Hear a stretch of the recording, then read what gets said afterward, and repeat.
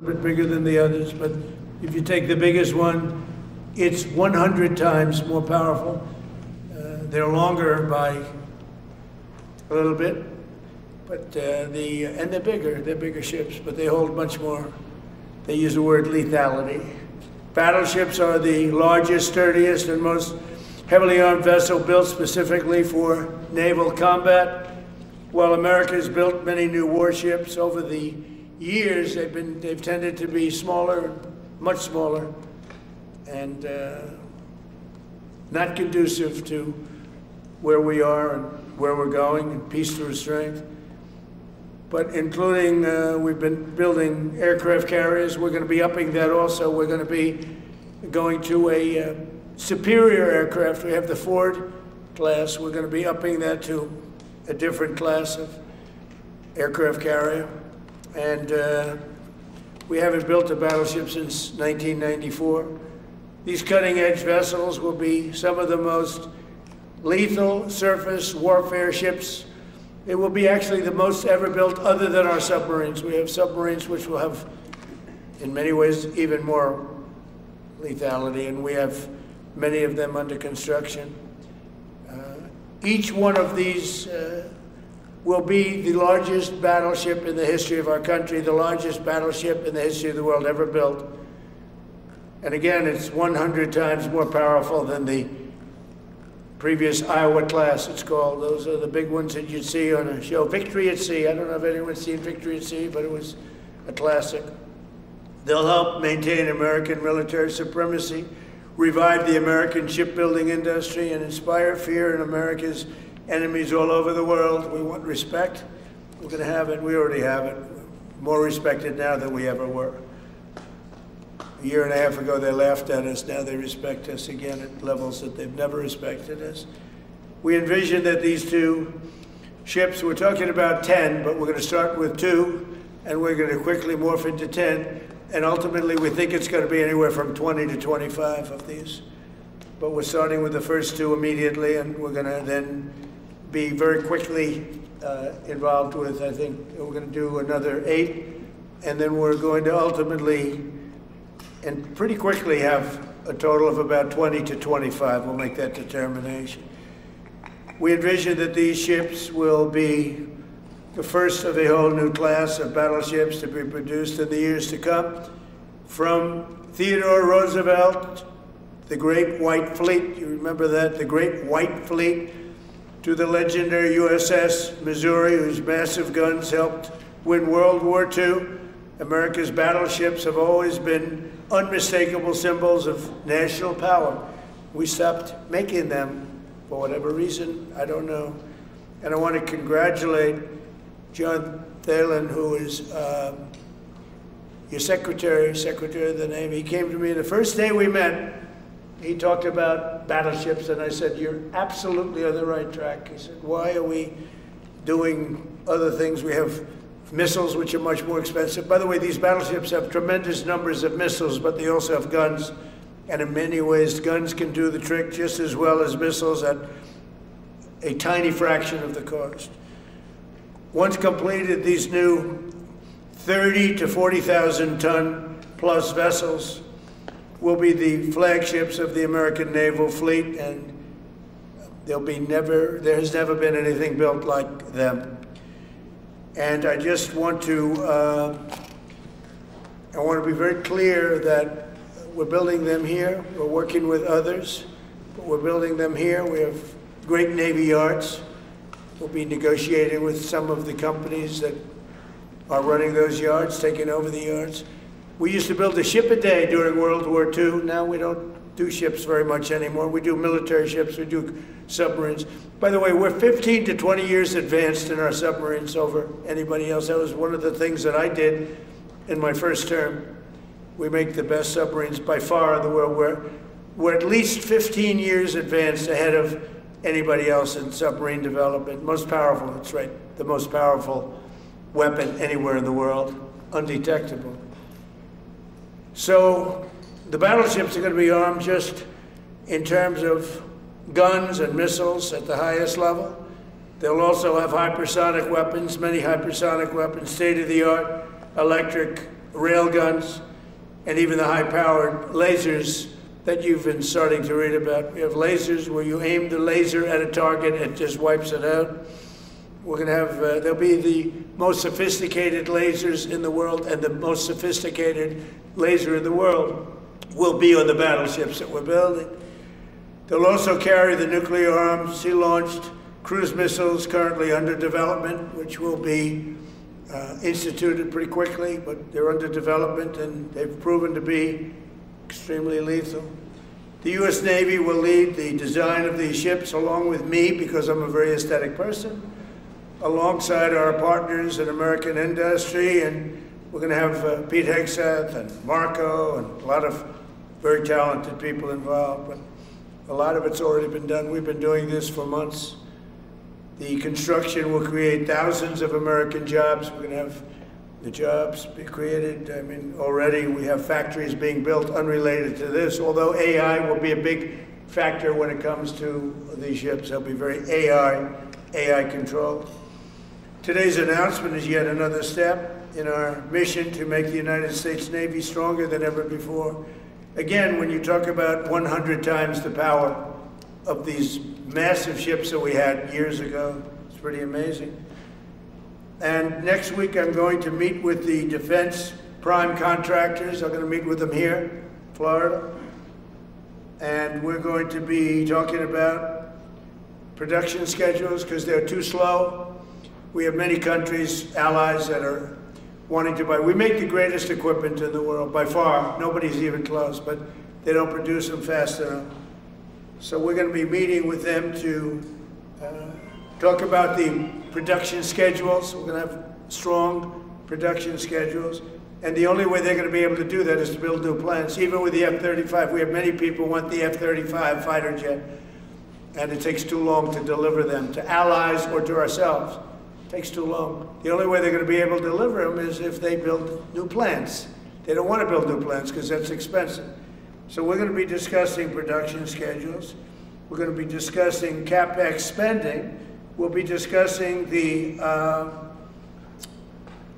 pay to executives where they're making $45 and $50 million a year and not being able to build quickly. They're going to make that kind of money. They have to build quickly. Again, we make the best equipment in the world, but they don't make them fast enough. And we're going to be also discussing dividends. We want the dividends to go into the creation of production facilities. So we'll be talking about all CapEx, dividends, and the pay. We're also going to be talking about buybacks. They spend so much money on buybacks. They want to buy back their stock. I don't want them to buy back their stock. I want them to put the money in plant and equipment so they can build these planes fast, rapidly, like immediately. I mean, I have sold more planes than any president by far, times probably 20. So every time I go someplace, I sell 100 planes. That includes commercial planes, Boeings, etc., but it also includes fighter jets. And I'm always having to say 5 years, 6 years, 7 years, helicopters, Apache helicopters, many years. India bought them. They want to get them. They don't want to wait a long time. So we don't want to have executives making $50 million a year, issuing big dividends to everybody, and also doing buybacks. And then they say, well, we don't have the money to build a plant. They got to build plants. Plants to make F-35s, plants to make helicopters, plants to make the F-47 new jet. And that's it. And that's what I'm going to be talking to them about. They're going to start spending money on building airplanes and ships and the things that we need, not in 10 years and 15 years. We need them now. And we're strong about it. Last week, the Navy announced a brand new class of frigate, and they're going to be working with the South Korean company. Hanwha, a good company, recently agreed to invest $5 billion in Philadelphia Naval Shipyard. We're opening up the Philadelphia Shipyard. Once a great yard. Now it was a long time ago decommissioned, but now it's reopening. Working with the Navy and working with private companies. The record-setting defense bill I signed last week authorized $26 billion to build new ships, including destroyers and various others. We already have a lot of submarines, as you know, under construction. We're building a lot of submarines. I tell you, to be exact, we have right now 15 submarines under construction or ready to start. And we have, again, the greatest submarine in the world with our technology, like they talk about chips. Well, I would say submarines are a bigger deal than chips. We're at least 15 years ahead of any other competitor. China, Russia, nobody can come close. We're also building right now 3 large aircraft carriers in addition to the ones we have. And we have, actually, interestingly, we have a lot of submarines. How many submarines do we have now altogether, approximately? Sir, over 30 Huh? today. What? Over 30. We have over 30. But these are the super duper subs, and there's nothing like them. So we're going to be doing from 12 to 15 brand new submarines. We have a couple of other things going on. We'll be building other elements of Navy. We'll be fixing up headquarters. We'll be fixing up places for our great sailors to live. And we're going to be working very hard with companies, but we're also going to be penalizing companies that aren't doing a good job. For instance, when they built the Ford, Gerald Ford, the cost overruns were ridiculous. That was done in Norfolk, Virginia. We're going to be talking about that with that company. The cost overruns were out of control. In World War II, the United States built upwards of 4 ships per day. Can you believe it? 4 ships a day, on average. And now there weren't all big warships, but there were ships, freighters, tankers. And it's a tragedy that we allowed this incredible capability just go astray. We don't do that much anymore. We do build our warships, but that's about it. But that's a lot. We're going to restore America as a major shipbuilding power. We're going to ensure the USA is the most powerful fleet anywhere in the world, and long into the future with battleships helping lead the way, and the submarines. And again, nobody competes with us on submarines. So I just want to thank everybody, and I'd like to ask Secretary Hegseth to say a few words, followed by the Secretary, but if you would, Secretary of the Navy. But Pete's doing a fantastic job. By the way, we have, drugs are down 96.2% coming into the United States. 92.6 by sea. And soon we'll be starting the same program on land. The land is much easier. But every one of those boats that we knocked out saved 25,000 lives. So we saved 25,000 lives every time we knock out one of those boats with the drugs pouring in. And you just have to see it. I mean, people say, oh, gee, do you think it was really drugs? Well, just take a look. Bags all over the place. That's not fishing equipment. There's no fishing rods on those boats. They move fast. When you see a boat with 4 engines or 5 engines on, going 40, 50 miles an hour, well, they get hit. We save 25,000 lives every single time we knock out a boat. And it's over 96% stopped by sea. We're trying to figure out who the other 4% are, frankly. And we're going to have the same success, but even quicker, because it's much easier on land. If they want to come by land, they're going to end up having a big problem. They're going to get blown to pieces, because we don't want our people poisoned. 300,000 people died, probably last year 300,000. A lot of people say it was 200. Somebody said last night, it was only 175,000 people. That's like 3 stadiums, big football stadiums filled up with people died. But I think the real number is 300,000. We're not going to have that anymore. So we're doing a great job, and we enjoy doing it. Our border is secure. Our country is strong. Trillions of dollars is coming into our country from other countries and companies. They're building factories and plants, including auto plants, all over the United States of America. Without tariffs, they wouldn't be doing anything, although they were very happy with the November 5th election. But it's only because they want to avoid paying tariffs that they're all coming in. And again, the biggest number was $3 trillion in history. That was China many years ago.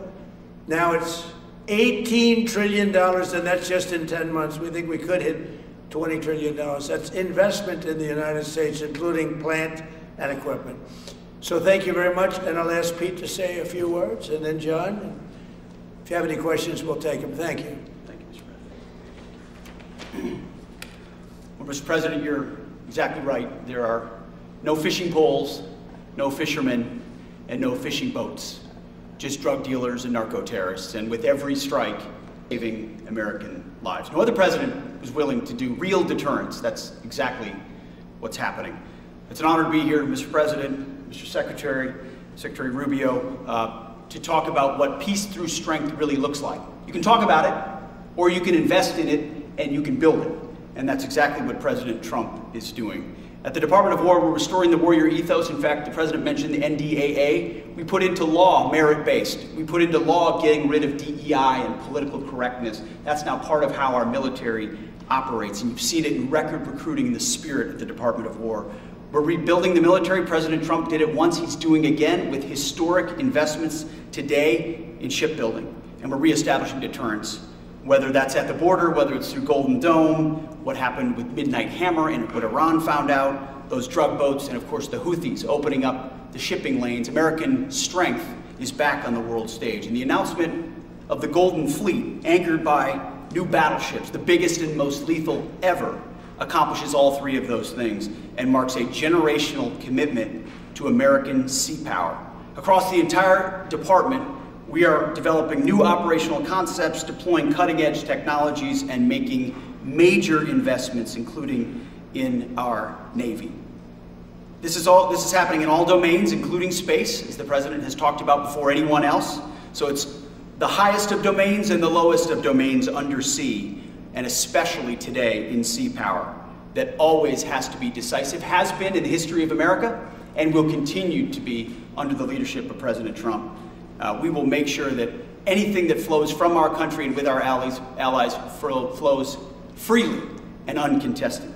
New and better ships will provide that deterrent today and for generations to come. This new class, these new investments, will be the types of things that for decades, for centuries, the American people will look back and thank President Trump for having the vision and the willingness to invest right now in capabilities we need today, tomorrow, and long into the future. So, Mr. President, thank you for this investment, and I'll hand it over now to the Navy Secretary.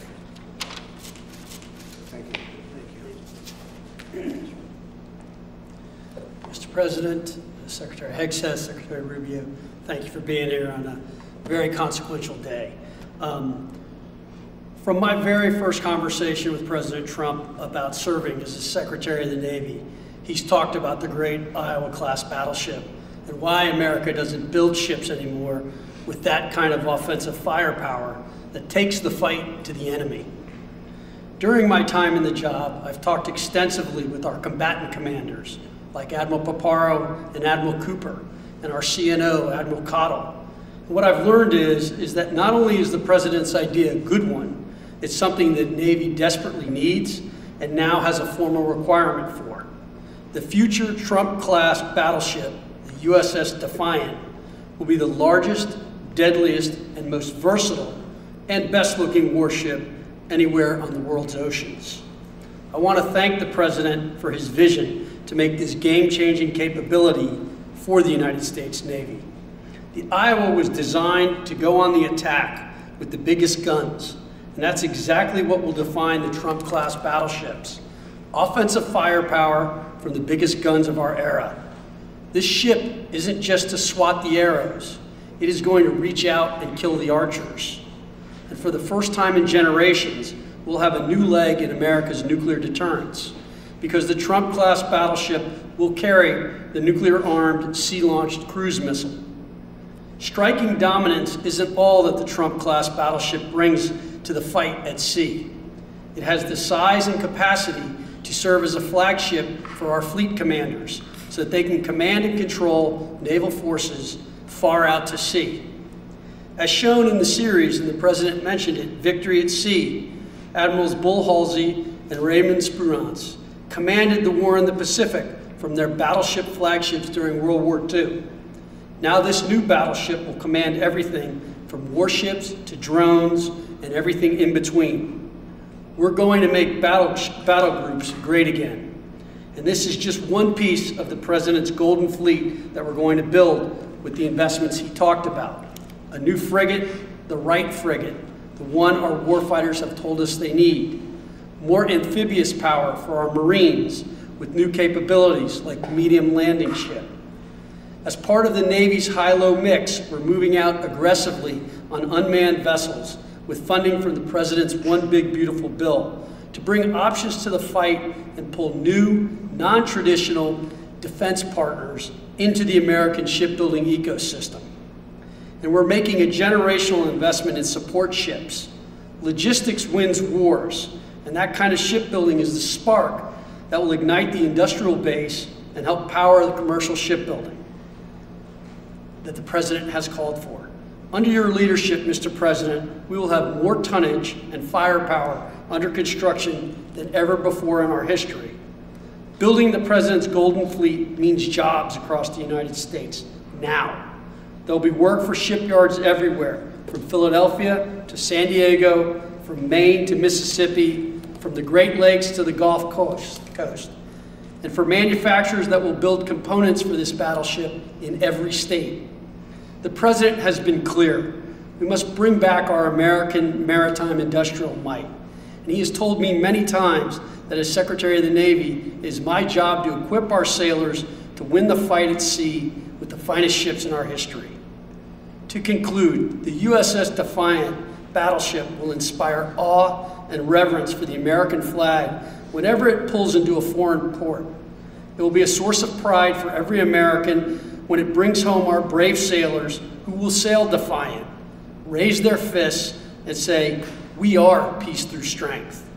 And our adversaries will know when the Trump-class USS Defiant appears on the horizon, American victory at sea is inevitable. Thank you, Mr. President. Now when a conflict arises, you are going to ask not one, but two questions. Where are the carriers and where are the battleships? Thank you. Thank you very much. I just want to mention that John Phelan is one of the most successful businessmen in the country, in our country. Been a tremendous success, and he wanted to do this, and for nothing. He's taken probably the largest salary cut in history, but he wanted to do it. He wants to rebuild our Navy, and you needed that kind of a brain to do it properly. So I just wanted to give you a little information on him, which is probably enough. But one of the most successful men in the country, and he's that because he understands it, and he understands finance in addition to what we're talking about. Somebody who's doing a fantastic job is Marco Rubio, Secretary of State. And Marco, maybe say a few words, and then we'll answer some questions. Thank you. Thank you, Mr. President. And I don't have much to add. This is a phenomenal presentation. Thank you, Mr. President. This is American industrial power returning. This is the ability, once again, to rebuild, to have industry in the United States. This is generational in the change, not just in terms of applying American war power, increasing our ability to protect the seas. The U.S. Navy is the single biggest source of peace in the world of all of our forces because it gives us a global footprint. But it rebuilds American industrial capacity. The ability to make things again in our country has been critical to what the President's agenda has been all about, and this is a tangible reminder of it. And I know the country's grateful for it, and generations of Americans will be grateful for it. So thank you. Thank you, Marco. By the way, I think I'd just like to point out that these ships are made of steel as opposed to aluminum. It's a big difference, as you know. Battleships, the great battleships, had 6- and 7-inch steel hulls, and these are going to be likewise made out of very powerful steel. Our steel industry is coming back very strongly, by the way. It's coming back at record numbers, and we're going to be using them for the steel, but as opposed to an aluminum side, which, in all fairness, is not the same. So, John, we're going with all steel, I understand. Yes, sir. And it's going to be something that people are surprised, more expensive, but not even comparable in terms of the importance and the strength. Yeah, please. What's your timetable for these first two ships, and do you see them as a counter yeah, to China? We'll start almost immediately, and we'll probably talking about 2.5 years. And in terms of the mission, do you see it as a counter to China? It's a counter to everybody. It's not China. We get along great with China. I have a great relationship with President Xi, and not China. It's just everybody. You don't know who comes along, but we just wanted peace through strength. Hopefully we never have to use them, but there will never be anything built like these. Think of it, those battleships are incredible. These have 100 times the power. Think of that. I mean, and they were big and they were powerful. You know, I thought about taking some that are in dry dock and changing them, and then when I said that, you know, if we did, would be about, we could increase, if we doubled them, they'd be at like just a tiny fraction of what one of these was. This is the new technology, which is incredible. So we decided pretty early on not to do that. Yeah, please. Mr. President, Julio Rosas with Most Peaceful Media. You just referenced the lower amount of illegal drugs that are coming by sea, and you just said that you're going to start that same program on land soon. Are you just referring to Venezuela, or are you referring to other countries in Latin America? Anywhere drugs are pouring in, anywhere, not just Venezuela. Yes? Speaking of Venezuela, oil. What are we going to do with the oil that we have? Going to do with what? The oil that has been seized. The United States seized 1.9 million barrels of oil on December 10th. We're going to keep it. We're keeping. Where's it going? Are we going to sell it or put it in the strategic? Maybe we'll sell it. Maybe we'll keep it.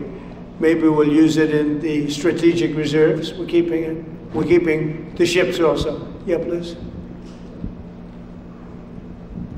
About Venezuela, sir, have you spoken to American oil companies that have had their assets seized about what a post-Maduro Venezuela would mean for them, of what coming back and restarting operations? The big ones, yeah. I have. Yeah, please. Why do you feel like this initiative was neglected for so many years, and does this come amidst the rising tensions between the U.S. and Venezuela? We're talking about with Venezuela? Yes. Well, you had a different kind of a president before me. They didn't mind being ripped off. They didn't mind being robbed. They didn't mind drugs pouring into our country. They didn't mind the jails of Venezuela and Trinidad and Nicaragua being emptied into the U.S., where they take over Colorado and other places. I do mind. So you had a different kind of a president. I hope people are enjoying it, because we've never been respected more than we are now. Yeah, please. Thank you. Thank you, Mr. President. Were you surprised by the number of photos of Bill Clinton in the Epstein files? And can you commit to their full... By what? And were you surprised by the number of photos of Bill Clinton in the Epstein files? And can you commit to their full release by the end of the year? Some of the victims were protesting that too many of them were redacted. I know there are a lot of people that are angry about all of the pictures of other people, you know, but I think it's terrible. Look, I like Bill Clinton. I've always gotten along with Bill Clinton. I've been nice to him, he's been nice to me. We've always gotten along, respect him. I hate to see photos come out of him, but this is what the Democrats, mostly Democrats, and a couple of bad Republicans are asking for, so they give me their photos of me too. Everybody was friendly with this guy. Either friendly or not friendly, but they, you know, he was around, he was all over Palm Beach and other places. The head of Harvard was his best friend, Larry Summers. And Bill Clinton was a friend of his, but everybody was. I actually threw him out of Mar-a-Lago. And as a person who was in Mar-a-Lago, I threw him out. Mar-a-Lago, this is Mar-a-Lago. It's the hottest place I think it's the hottest place in the world, but it's the hottest place in Florida. And everybody would come here, he'd come here. We actually threw him out. But no, I don't like the pictures of Bill Clinton being shown. I don't like the pictures of other people being shown. I think it's a terrible thing. I think Bill Clinton's a big boy, he can handle it, but you probably have pictures being exposed of other people that innocently met Jeffrey Epstein years ago, many years ago, and they're, you know, highly respected bankers and lawyers and others, and they'll end up, because of guys like Massey, who's a real lowlife, whose polls are down to about 9%, by the way, in the great state of Kentucky. If you look at Kentucky, Kentucky is such a great place, but I don't know, they've got a couple of people on there that are very strange in terms of leadership, but Massey's a loser, and he likes it, and then he works with the Democrats. He's just being used by the Democrats, because what this whole thing is with Epstein is a way of trying to deflect from the tremendous success that the Republican Party has. Like, for instance, today we're building the biggest ships in the world, most powerful ships in the world, and they're asking me questions about Jeffrey Epstein. I thought that was finished. I believe they gave over 100,000 pages of documents, and there's tremendous backlash. It's an interesting question, because a lot of people are very angry that pictures are being released of other people that really had nothing to do with Epstein, but they're in a picture with him because he was in a party, and you ruin a reputation of somebody. So a lot of people are very angry that this continues. A lot of Republicans are angry because of the fact that it's just used to deflect against a tremendous success. Look, we have $18 trillion coming into our country. We have, I believe, we're going to have the most successful economy in history. We inherited a mess. Now prices are coming way down. Gasoline is less than $2 in some states. $1.99, $1.97, $1.95 a gallon. $1.95. Think of that. A gallon. Nobody ever thought they'd see that. They don't want to talk about that. They want to talk about Epstein. And the problem is a lot of Democrats are being caught up in the web, like Larry Summers. Larry Summers was the head of Harvard. He's now been forced to resign from every board he's on, and he was thrown off the Harvard board.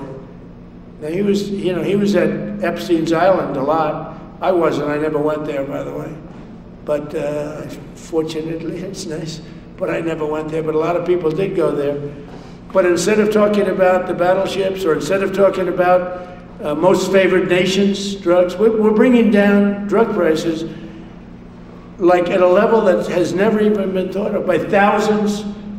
Think of it, by 1,000%, by 1,200, 1,300, 1,400% in some cases. A drug that sells for $10 in London is costing $130 in New York. We're bringing it down to $20, and they're going to go up to 20. So they're going from 10 to 20, which is a doubling. It's a doubling. It's a lot, but it's a doubling. But we're going down to 20. So we're going down, if you can do your own math, but it's 2,000%, 3,000%. It's pretty amazing. And you know, the New York Times had a story about it, a small story, way in the back of the paper. It's the single biggest thing to happen with respect to drugs probably in 50 years. It's never been anything like this.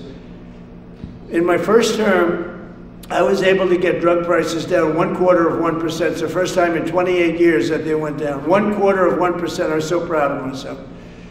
Now we're doing them 2,000%, 1,500%, 1,200%. That pill that sold for $130 will now be selling, as an example, for $20. Because the rest of the world took advantage of us. Without tariffs, I could have never done it. I called up the heads of the countries, as an example. France, I spoke to a very good man, President Macron of France. And I said, Emmanuel, you have to raise your drug prices. He said, no, no, no, we will not do that. I said, you have to.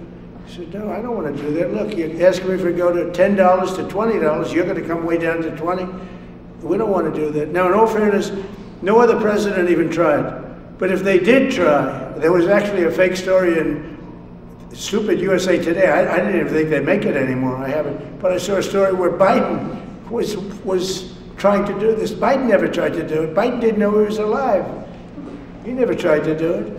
But they're taking it from $10 to $20. So he would say, and the other leader said the same thing. No, no, we won't do it. They said, no, no, you're going to do it 100%.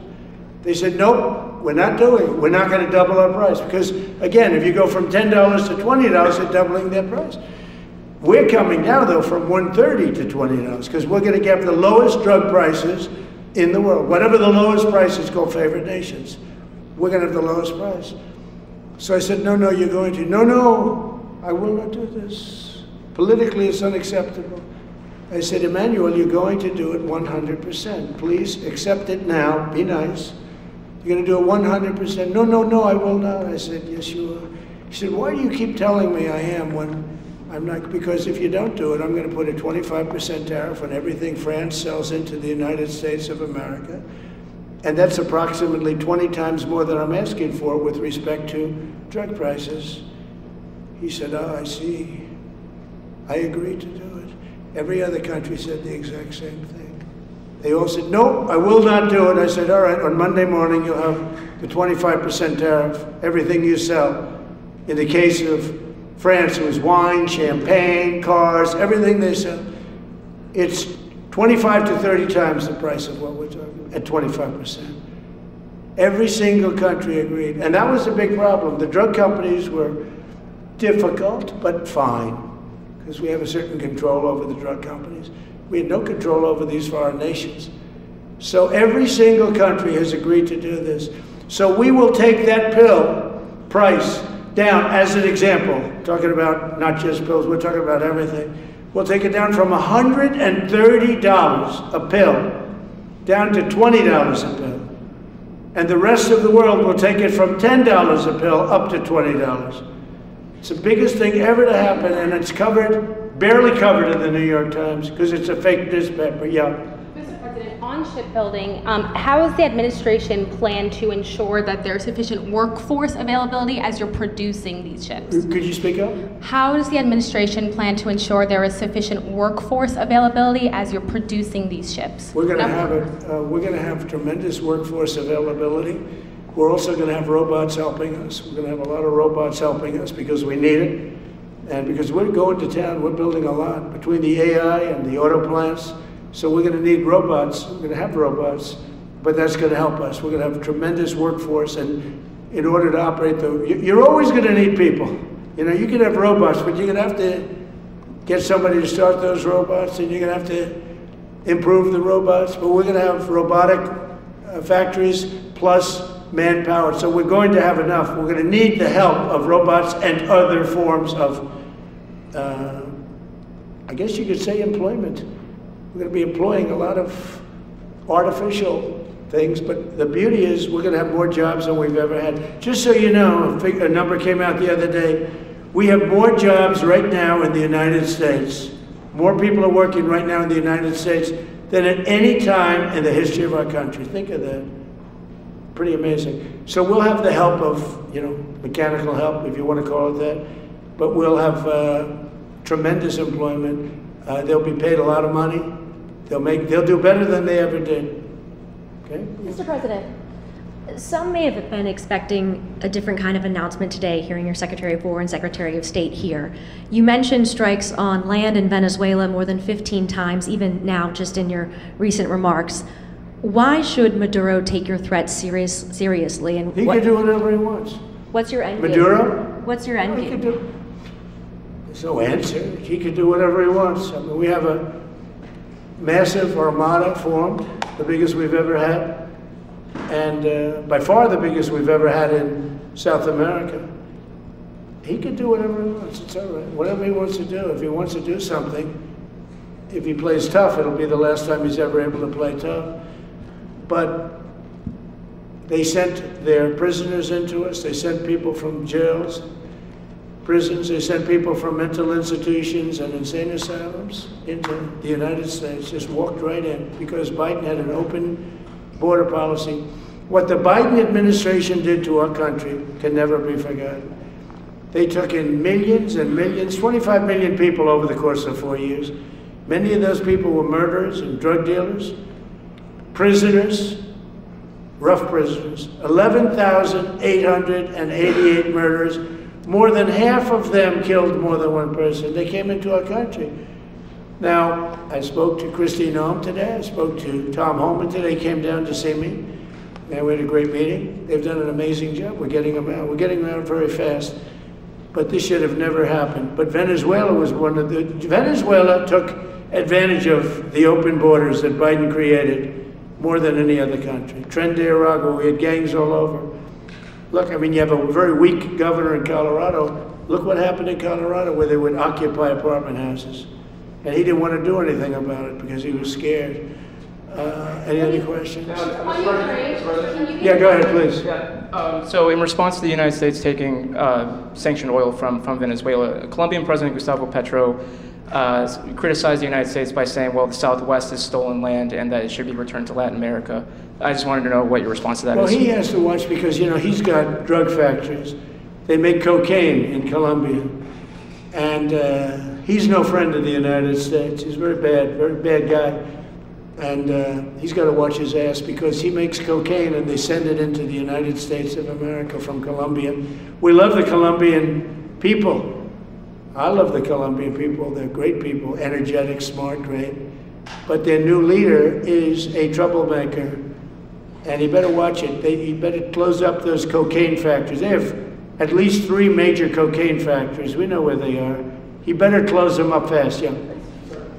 By the way, it's made and sold into the United States. Comes through Mexico. Thank you, sir. You've named Governor Landry to be new special envoy to Greenland. Yeah. What do you see that role entailing, and is it still your intention that Well, Greenland he called become me, part of and the U.S.? he viewed Louisiana, the Louisiana Purchase. He said, I'm governor of Louisiana. And he said, I didn't call him, he called me. He's very proactive. He's a great guy. He's a deal guy. He's a deal maker type guy. And we need it for national protection. We need Greenland for national protection. They have a very small population. And I don't know, they say Denmark, but Denmark has spent no money. They have no military protection. If they say that Denmark was there 300 years ago or something with a boat, well, we were there with boats too, I'm sure.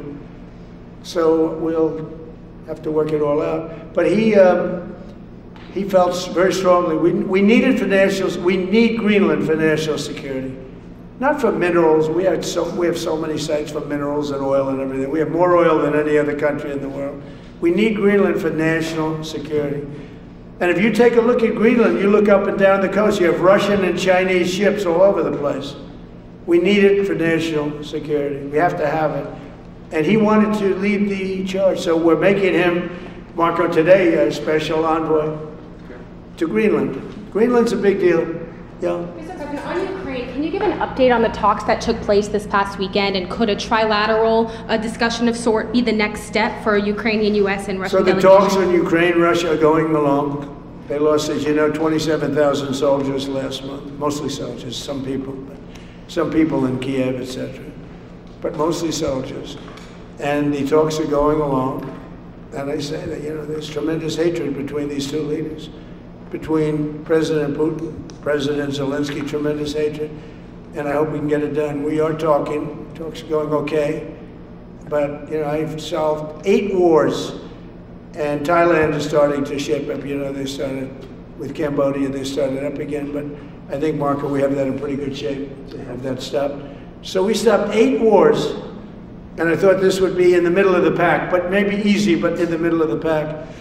But there's a lot of hatred between those two people, and when there's hatred, there's, you know. But we stopped one war 38 years, one war 35 years, one war was going on for 32 years. And we stopped, think of it, we stopped a potential nuclear war between Pakistan and India. And the head of Pakistan, highly respected general, he's a field marshal, and also the Prime Minister of Pakistan said, President Trump saved 10 million lives, maybe more, by getting that war. You know, 8 planes were shot down. That war was starting to rage. And he actually said the other day that President Trump saved 10 million lives, maybe more. So we solved all these wars. The only one I haven't solved yet is Russia, Ukraine. Are you still pushing for the Christmas Day deadline with Russia and Ukraine? And have you spoken with Putin or Zelensky or plan to push the deal? I'll do whatever I have to do. I mean, I'd like to see it stop. Look, we don't lose any money on that war anymore. You know, Biden gave $350 billion, and who knows what happened to it. We now sell missiles, planes, all of the best military equipment. We sell it to NATO. We got NATO to go from 2% GDP to 5%. Nobody believed that to this day. Nobody's going to write that, but nobody believed it. And they take that money and they pay it to the United States for weapons. So we sell weapons to NATO. We sell full price. We sell weapons to NATO, and NATO takes those weapons and probably distributes them, but gives a lot of them to Ukraine. So we don't lose any money like we did with Biden. He was spending money like a fool. He was a fool. What he did to our country is so horrible. But he gave $350 billion between cash, gave a lot of cash, $350 between cash and weapons. You remember at the beginning of that whole thing, I gave them javelins. Javelins are the anti-tank busters. And President Obama at the time gave them sheets. I gave them javelins. They gave them sheets. But you know, the bottom line is time for, I think they're all tired of that war. Everyone's tired of that war. It's got to stop. Yeah, please. The U.S. was in active pursuit of a sanctioned oil tanker yesterday. Are you able to share what became of that tanker? Was the U.S. able to seize it? No, it's moving along, and we'll end up getting it. Yeah, we're actually pursuing it. Can you imagine? Because it came from the wrong location. It came out of Venezuela, and it was sanctioned. Yeah, please. The ultimate goal in Venezuela to force Maduro from power. Well, I think it probably would. I can't tell that. That's up to him what he wants to do. Would I think it would be smart for him to do that. But again, we're going to find out. Look, Venezuela did terrible things to the United States. They sent hundreds of thousands of people, millions of people into our open border. They sent their criminals, they sent their prisoners, they sent their drug dealers, they sent their mentally insane and incompetent people into our country more than any other country. Others did too. The Congo did. Others did too. And we just let them come right in because we were run by a stupid president. But you don't have a stupid president anymore. Mr. President, have you set up the meeting with the healthcare insurers just yet? And what are you hoping to get? I'll be setting it up. I think we're going to meet with the healthcare insurers, the insurance companies. So what I'm asking for in healthcare is very simple. Obamacare is a disaster. I call it the Unaffordable Care Act. Unaffordable as opposed to it's unaffordable. They're going to have a tremendous increase in premiums, which is Obamacare, which is them, the Democrats' fault. They'll try and blame Republicans. It has nothing to do with us. It's the Democrats' fault. What I want to do is we spend hundreds of billions of dollars a year that go to insurance companies. I want that money to go to the people and let the people buy their own health care. And everybody loves it. It's become our issue. Now, before I do that, I'll meet with the insurance companies, just as I met with the drug companies. As you know, we're meeting with 4 other drug companies, Johnson & Johnson. But they've all agreed. We're meeting with them this week. It's coming up. It'll be a similar meeting. They've all agreed.